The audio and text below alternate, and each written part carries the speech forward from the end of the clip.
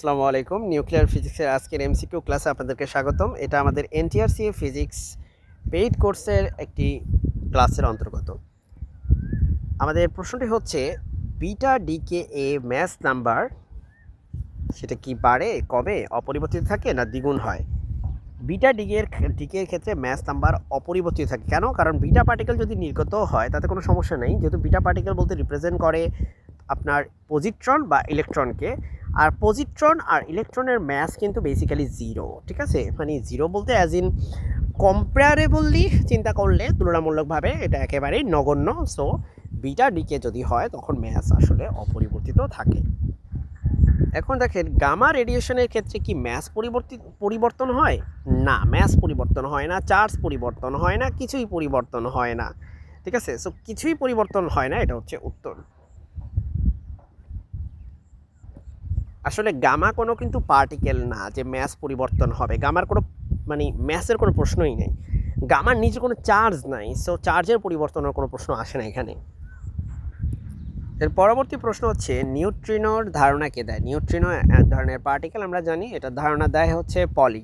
Just মাথা রাখলে হবে পলি, বা অনেকে বলে পাউলি, ঠিক আছে? সো যাই হোক, নিউট্রিনোর ধারণা দেয় হচ্ছে পাউলি। নেক্সট প্রশ্ন হচ্ছে নিউক্লিয়ার ফোর্সের বৈশিষ্ট্য কোনটি? নিউক্লিয়ার ফোর্স একটি saturated force, short range force, charge independent force. সবগুলোই সত্য। আমাদের এনইউ ফিজিক্স ক্লাসরুম নামক একটি চ্যানেল আছে, ইউটিউব চ্যানেল, যেই চ্যানেলে আমরা এগুলো নিয়ে অলরেডি ভিডিও করেছিলাম জাতীয় বিশ্ববিদ্যালয়ের পদার্থবিজ্ঞান বিভাগের স্টুডেন্টদের জন্য। সো আপনারা যদি সেই ভিডিওগুলো দেখেন তাহলে আশা করা যায় যে এই যে নিউক্লিয়ার ফোর্সের অনেকগুলো কনসেপ্ট আপনাদের ক্লিয়ার হবে। আসলে কনসেপ্ট ক্লিয়ার আমি বিশ্বাস করি আপনাদের আছে, জাস্ট রিভিশনটা দরকার, কারণ এগুলো এমসিকিউতে আসলে যাতে আপনি পারেন। আর বেশি বেশি এমসিকিউ প্রবলেম সলভ করতে হবে, সেজন্য আমাদের 100+ মডেল টেস্টের ব্যবস্থা আছে। এখানে ভরপুর মডেল টেস্ট, যাতে আপনারা এই মডেল টেস্টগুলো দিয়ে কনফিডেন্স গেইন করতে পারেন, এমসিকিউ টাইপের প্রশ্নের প্রিপারেশন ভালোভাবে নিতে পারেন।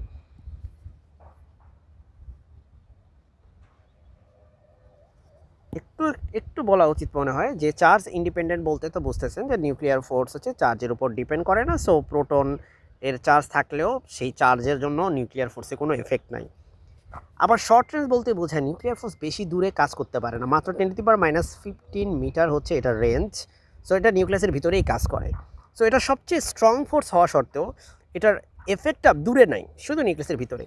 আর স্যাচুরেটেড ফোর্স বলতে বোঝায় নিউক্লিয়ার ফোর্সের ভিতরে, দেখেন নিউক্লিয়াসের ভিতরে থাকে প্রোটন আর নিউট্রন, তাই না? সো এই যে একটা প্রোটন তার আশেপাশের বেশিরভাগ প্রোটনকেই সে এফেক্ট করতে পারে, প্রোটন নিউট্রনকে এফেক্ট করতে পারে, আকর্ষিত করতে পারে।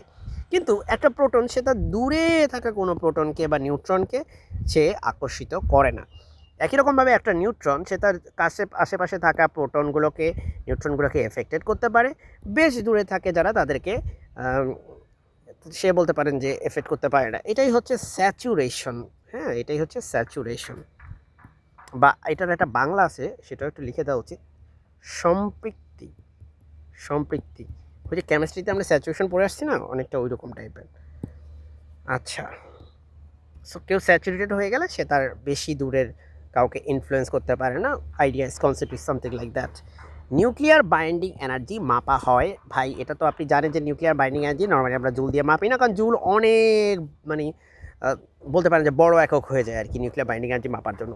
যেহেতু এনার্জিটা অনেক ক্ষুদ্র, তাই আমরা মেঘা ইলেকট্রোভোল্ট দিয়ে মাপি, মেঘা ইলেকট্রোভোল্ট। তারপরে রেডিও অ্যাক্টিভ ডিকে কি? এটা একটি ডিটারমিনিস্টিক প্রসেস?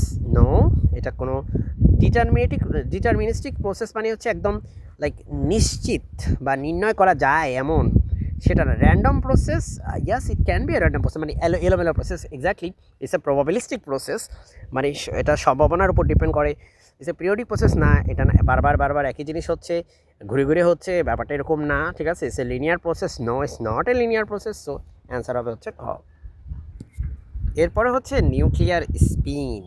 নিউক্লিয়ার স্পিন খুবই ইন্টারেস্টিং একটা জিনিস ভাই। নিউক্লিয়ার স্পিন হচ্ছে আপনার ইন্টিজার হইতে পারে, এটা হাফ ইন্টিজার হইতে পারে। ইন্টিজার মানে হচ্ছে পূর্ণ সংখ্যা, সোজা কথা, ঠিক আছে? পূর্ণ সংখ্যা। সো উভয় হচ্ছে উত্তর হবে। এরপরে হচ্ছে বিটা ডিকে এর তত্ত্ব কে দেন? বিটা ডিকে এর তত্ত্ব দেন হচ্ছে এনরিকে ফার্মি। এনরিকে ফার্মি, ক নাম্বারটাই উত্তর। যদিও বাকি অপশনগুলো দেখে রাখা উচিত, কারণ না হলে হচ্ছে দুম করে উত্তর দিয়ে দিলে কিন্তু ঝামেলা।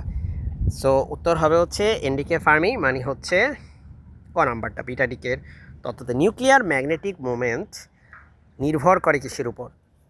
নিউক্লিয়ার ম্যাগনেটিক মোমেন্ট নির্ভর করে স্পিনের উপর, চার্জের উপর, ম্যাসের উপর, সবগুলোর উপর ডিপেন্ড করে নিউক্লিয়ার ম্যাগনেটিক মোমেন্ট বা নিউক্লিয় চৌম্বকীয় মোমেন্ট, ঠিক আছে, বা ভ্রামক বলতে পারেন, বাংলা এটাকে ভ্রামক বলে থাকে। সো নিউক্লিয় চৌম্বকীয় ভ্রামক, এটা নির্ভর করে স্পিন, চার্জ, ম্যাস সবগুলোর উপর। এরপর দেখেন নিউক্লিয়ার রিঅ্যাক্টরে কুলেন্ট এর কাজ কী?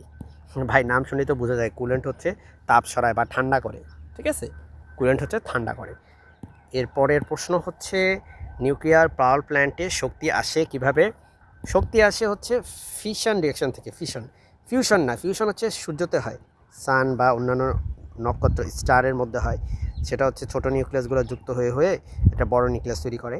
আর ফিশন হচ্ছে উল্টা, বড় নিউক্লিয়াস ভেঙে ভেঙে আপনার ছোট নিউক্লিয়াসে, যেমন ইউরেনিয়াম-235 ভেঙে ভেঙে আপনার আরও ছোটো ছোটো নিউক্লিয়াসগুলো তৈরি হয়, ঠিক আছে। এরপরে বলছে যে ফিউশন রিঅ্যাকশনে শক্তি উৎপন্ন হয়। ফিউশন রিঅ্যাকশনে শক্তি উৎপন্ন হয় হচ্ছে, আমি একটু আগেই বললাম যে এটা হচ্ছে ম্যাস ডিফেক্ট থেকে। আসলে আমি বলছি যে হচ্ছে ছোটো ছোটো নিউক্লিয়াস যুক্ত হয়ে বড় নিউক্লিয়াস তৈরি হয়। সো সেটারই ইন এ সেন্স আপনি বলতে পারেন সেটাকে ম্যাস ডিফেক্ট থেকে। এরপরে ভাই সূর্যের শক্তির উৎস কী? সূর্যের শক্তির উৎস হচ্ছে, আমি একটু আগেই বললাম যে সূর্যের শক্তির উৎস হচ্ছে নিউক্লিয়ার ফিউশন, নট ফিশন। তাড়াহুড়া করে এটা দাগিয়ে দেওয়া যাবে না। ফিউশন মানে গড়া বা সৃষ্টি করা, আর ফিশন মানে বলতে পারেন যে ভাঙা। হ্যাঁ, সো এই ছিল আজকের আলোচনা, আমাদের এমসিকিউ এই কটাই ছিল। আশা করি এগুলো প্র্যাকটিস করলে আপনারা উপকৃত হবেন। আমাদের পেইড কোর্সে ভর্তি হতে যোগাযোগ করতে পারেন আমাদের হোয়াটসঅ্যাপ নাম্বার 01851012 433 এই নাম্বারে।